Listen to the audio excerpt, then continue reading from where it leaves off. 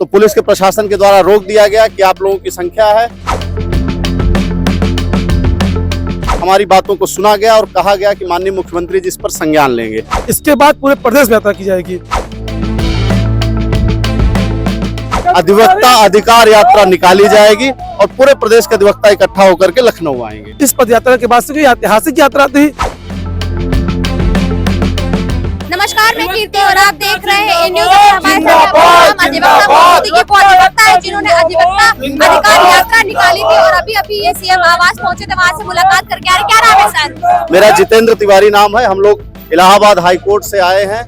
प्रयागराज से लखनऊ तक पैदल चल करके यह यात्रा पहुंची और मोहनलालगंज से जब आगे बढ़ी यात्रा तो पुलिस के प्रशासन के द्वारा रोक दिया गया कि आप लोगों की संख्या है और आप लोग थक चुके हैं, हम लोग आपको ले चल के मिलाएंगे। माननीय मुख्यमंत्री जी अनुपस्थित हैं। उनकी अनुपस्थिति में वहां जो दिवस अधिकारी थे ओएसडी उनके माध्यम से ज्ञापन लिया गया। हमारी बातों को सुना गया और कहा गया कि माननीय मुख्यमंत्री जी इस पर संज्ञान लेंगे। हमें पूरी उम्मीद है अधिवक्ताओं के सुरक्षा के लिए एडवोकेट प्रोटेक्शन एक्ट लागू होना चाहिए।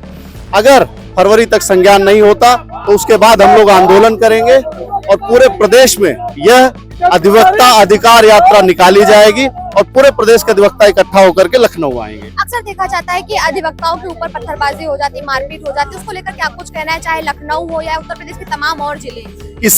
इसी सुरक्षा को देखते हुए हम लोग यहाँ पहुँचे हैं। कई प्रदेशों में अधिवक्ता सुरक्षा अधिनियम लागू हुआ है, यहाँ भी लागू होना चाहिए। वो लागू होने के बाद कानून बनेगा जिससे अधिवक्ताओं की सुरक्षा सुनिश्चित हो सके। अगर सरकार कोई पुख्ता कार्रवाई नहीं करती तो क्या कुछ नहीं? हमने आपको बताया अगर सरकार पुख्ता कार्रवाई नहीं करती तो पूरे प्रदेश में इस यात्रा को निकाला जाएगा। अभी सांकेतिक थी, इसके बाद लगभग 5 से 10 हजार अधिवक्ता पहुंचेंगे। प्रयागराज से लेकर के अन्य कई जिलों से पूरे 75 जिले के अधिवक्ता पहुंचेंगे और लखनऊ में तब तक बैठेंगे जब तक एडवोकेट प्रोटेक्शन एक्ट लागू नहीं हो जाता है। तो जैसा कि आपने देखा यहाँ पर हमारे साथ वो तमाम अधिवक्ता मौजूद रहे हैं जो लगातार 1 दिसंबर से जो अपनी ये अधिकार यात्रा है वो निकाल रहे हैं, कर रहे हैं और इनका ये कहना है कि जब तक अधिवक्ता सुरक्षा अधिनियम लागू नहीं होगा वो काम रख दिया जाएगा। सर क्या नाम है आपका? आज हम लोग लखनऊ पहुंच चुके थे। ये पद यात्रा पिछले 1 दिसंबर चल रही थी।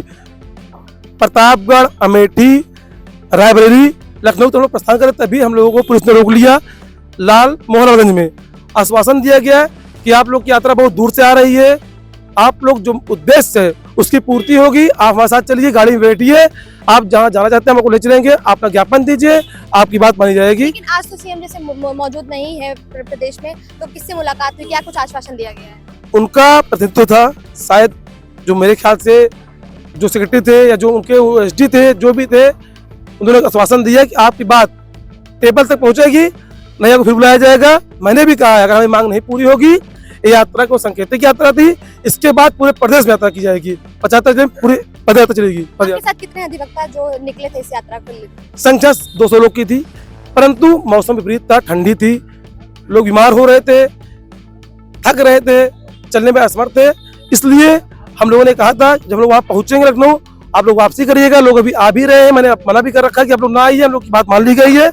अब सबको बधाई देता हूँ जिस यात्रा में चल रहे थे, जो लोग मुझे देख रहे थे। धन्यवाद। मैं ये भी कहना चाहूंगी कि पहले भी कई बार इस तरह से अधिवक्ता जो अपने अधिकार की बात कर चुके हैं और उसके लिए धरना प्रदर्शन भी हुआ है, लेकिन हर बार आश्वासन दिया जाता है। क्या लगता है इस बार जो आश्वासन दिया गया उस पर कार्रवाई होगी? बहुत अच्छा सवाल आपका था, अच्छा लगा। मैंने भी कई बार प्रयागराज में ज्ञापन दिया, आंदोलन किया, जब हमें मुझे लग गया बात नहीं पहुंचेगी वहां तक तो हम लोगों ने कहा पद यात्रा निकालेंगे। आज मुझे उम्मीद है हम लोग की बात इस पद यात्रा के बाद से कोई ऐतिहासिक यात्रा थी। यात्राएं सदैव ऐतिहासिक होती है, हम लोग गांधी को मानते हैं, इसलिए हम लोगों ने प्रयास किया ऐसी यात्राएं सफल रहे। इस यात्रा के माध्यम संदेश दिया, एक सांकेतिक यात्रा थी। अगर बात नहीं पूरी होगी पूरे 75 दिन फिर से यात्रा शुरू होगी। सीएम आपकी सुनवाई करेंगे ऐसा लगता है, यकीन है पूरा? उम्मीद है, प्रयास हम लोगों ने किया, उम्मीद है। ये प्रदीप तिवारी देवधर, संयोजक पद यात्रा।